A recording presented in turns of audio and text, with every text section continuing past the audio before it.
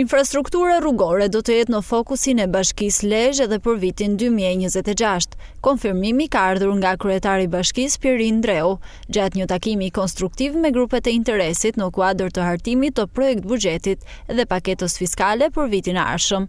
Gjatë fjalës së tij, Ndreu theksoi se ndërhyrjet do të përqendrohen kryesisht në zonat rurale dhe ato bregdetare, ku parashikohet rehabilitimi i të gjithë akseve rrugore që aktualisht ndodhen në gjendje të amortizuar. Kemi rënë dakord qartësisht me qeverinë që të investohen të gjitha rrugët rurale që lidhen me bregdetin.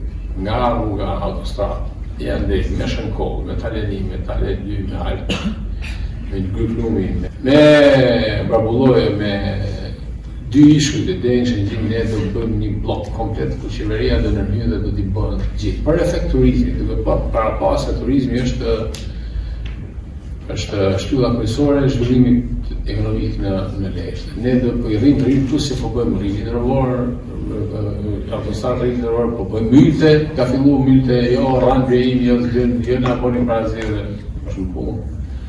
Mylte Gryplumi, jemi duke u marrë seriozisht me punë dhe plus projektit që po bëjmë me qeverinë për ta. Kemi specifiku të gjithë historinë e rrugëve që vjen nga Bërzana deri në Korç.